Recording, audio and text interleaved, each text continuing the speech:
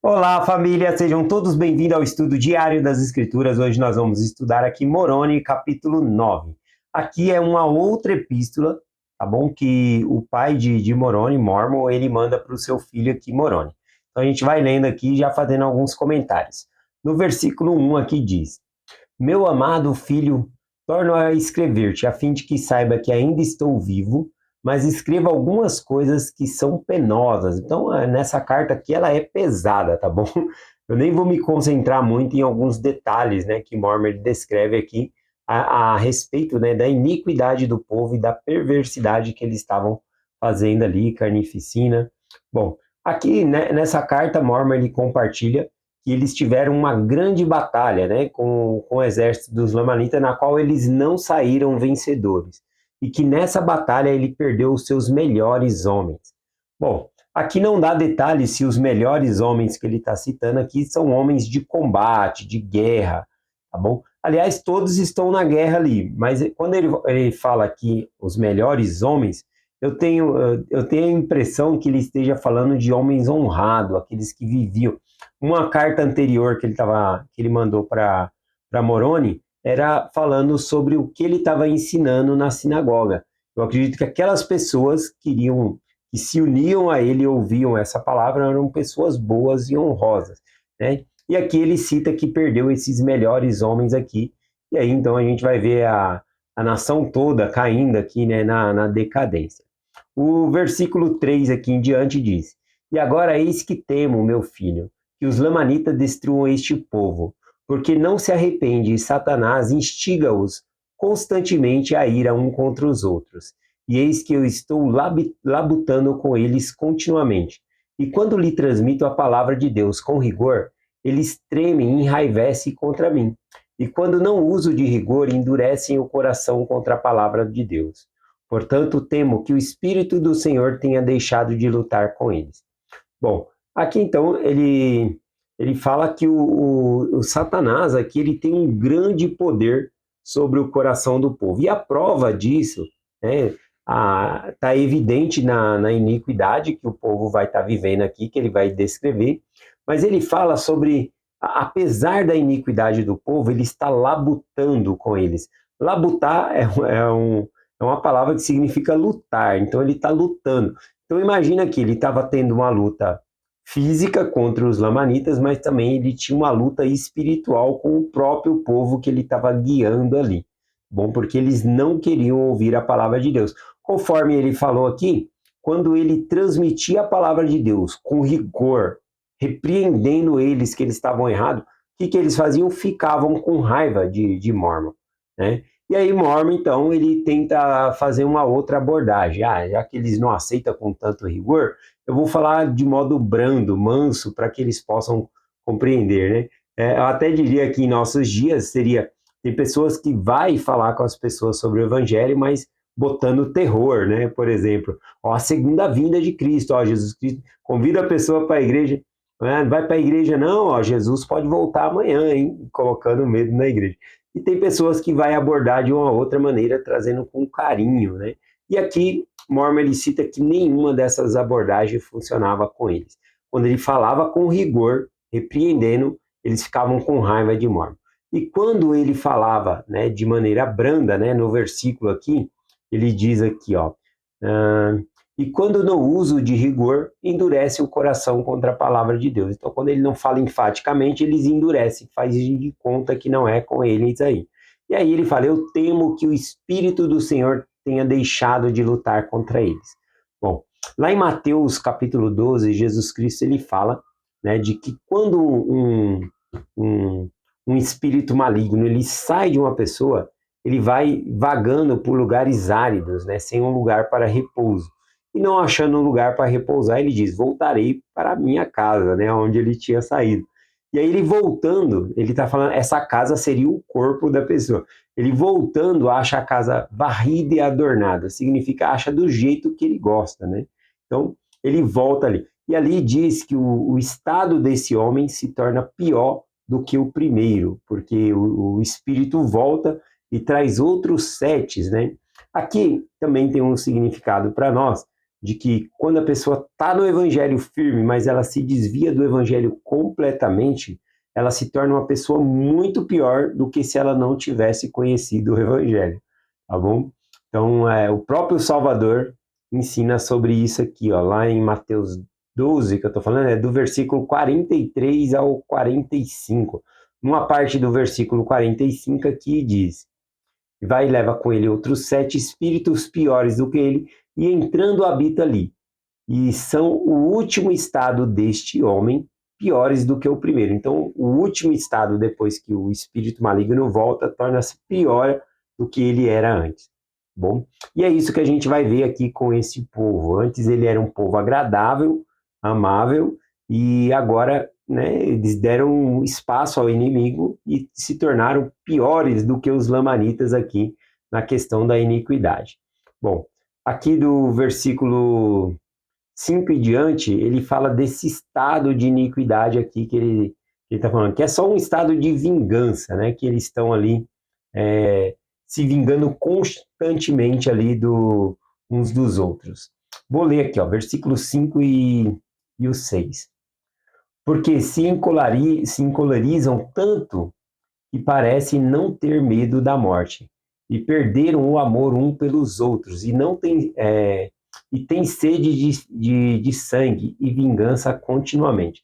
O versículo 6 eu gostei bastante, diz assim: E agora, meu amado filho, apesar da dureza deles, trabalhamos diligentemente, porque se deixarmos de trabalhar, estaremos sob condenação, porque enquanto habitarmos no tabernáculo de barro, temos uma obra a executar, para vencermos o inimigo de toda a retidão, para que nossa alma descanse no reino de Deus.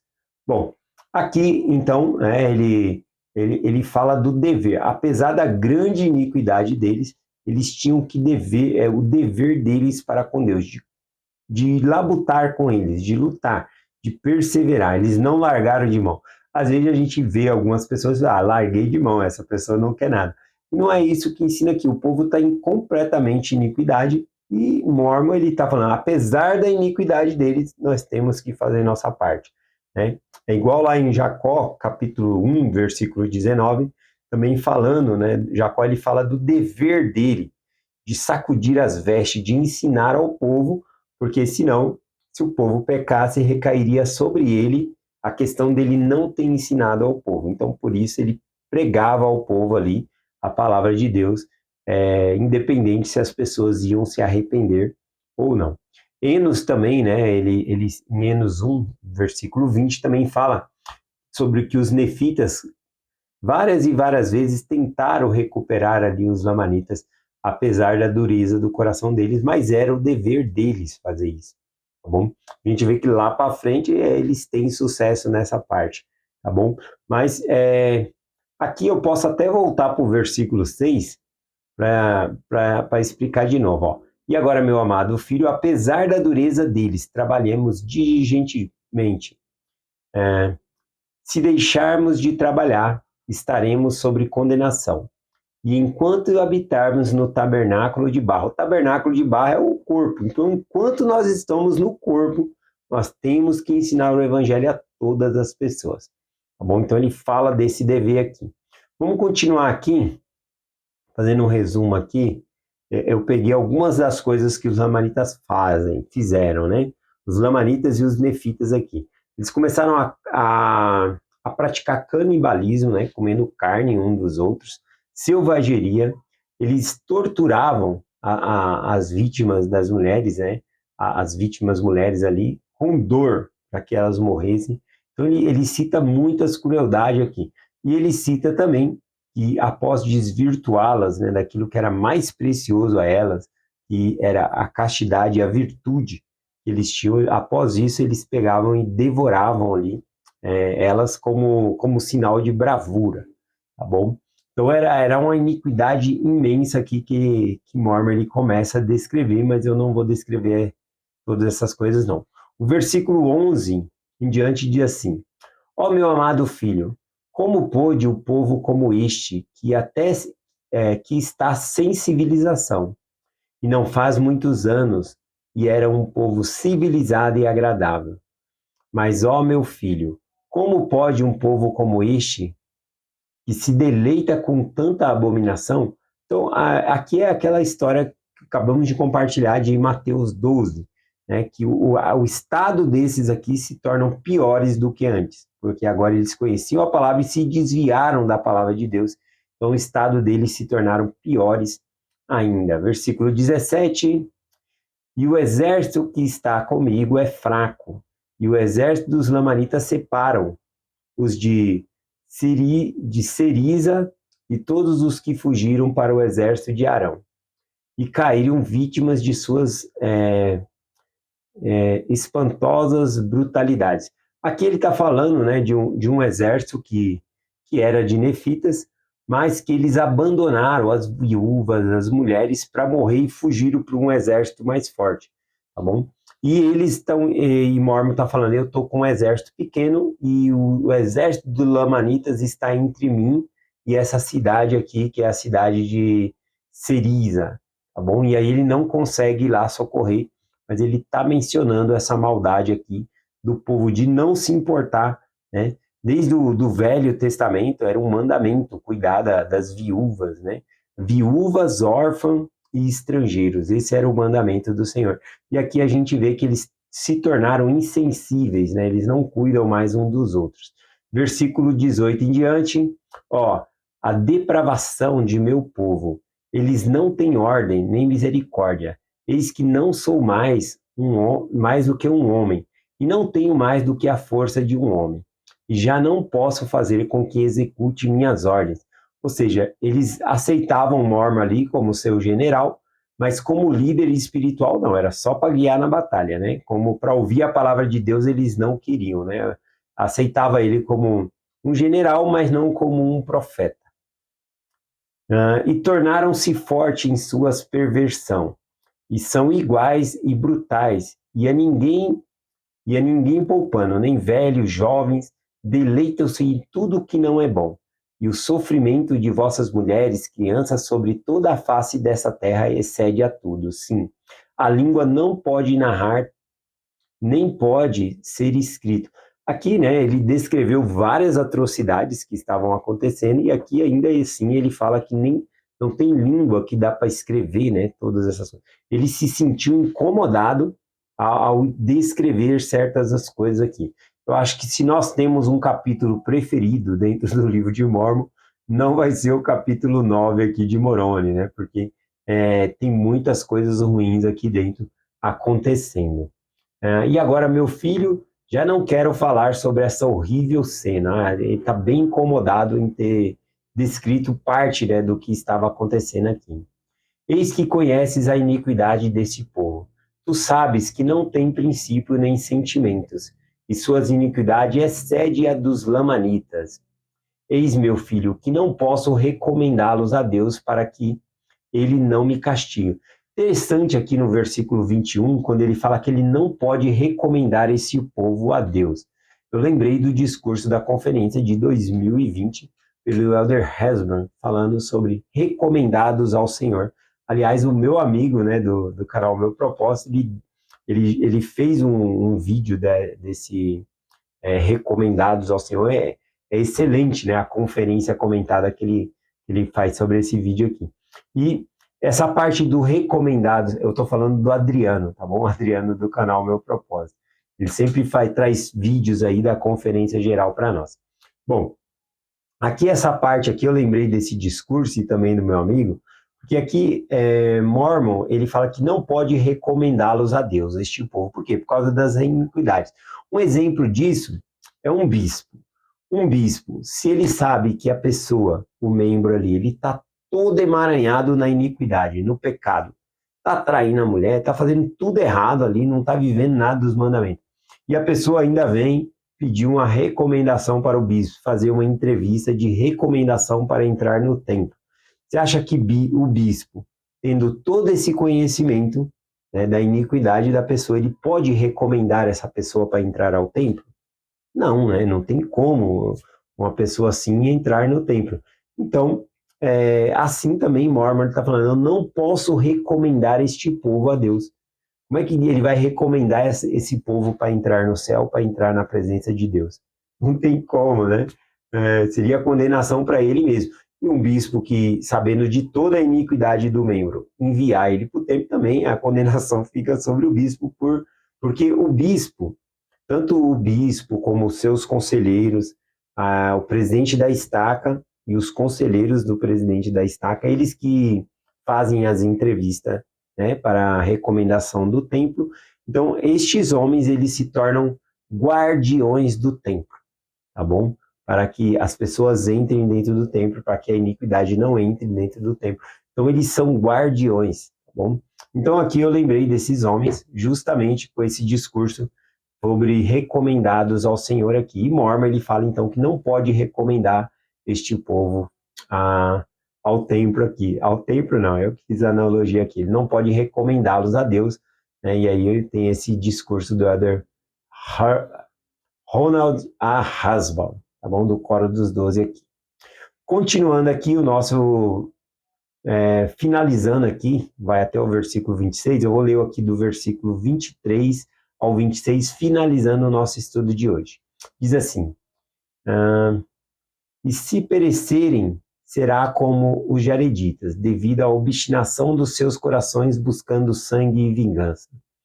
E se eles perecerem, sabendo que muitos de nossos irmãos se passaram para os lamanitas, e muitos mais se passarão. Por isso escreve mais algumas coisas. E se fores poupado, e se eu perecer sem que veja... peraí. E por isso escreve mais algumas coisas. E se fores poupado, e se eu perecer sem que te veja, tenho fé, porém, que logo te verei, porque tenho registros sagrados que te desejaria confiar. Então, ele fala aqui, né, uma das coisas muito tristes aqui, é que ele fala que muitos desses que eram nefitas se passaram para o lado dos lamanitas, né? E aí ele cita a morte desses aqui, que é realmente horrível, por quê? Porque eles morrem na iniquidade, né, sem se arrependerem de seus pecados, e outros, né, se passaram para o outro lado, né, passaram para o lado diretamente lá para os lamanitas, já estavam, né, vivendo como os lamanitas, ou até piores do que eles, e agora passaram para o lado dos lamanitas, tá bom? Dá para fazer uma analogia aqui de pessoas que se afastam do evangelho, passam para o outro lado, agora quer viver no mundão, tá bom? Versículo 25 e o 26, ele incentiva aqui o seu filho, então, a ser fiel, tá bom? Apesar de toda a iniquidade acontecendo ao redor deles ali, ele incentiva o seu filho a ser fiel. Vamos lá, finalizando aqui, 25 e 26 diz, ser fiel em Cristo, meu filho, e oxalá não te aflinja as coisas que te escrevi. Difícil, né? As coisas que ele escreveu aqui não afligir ele.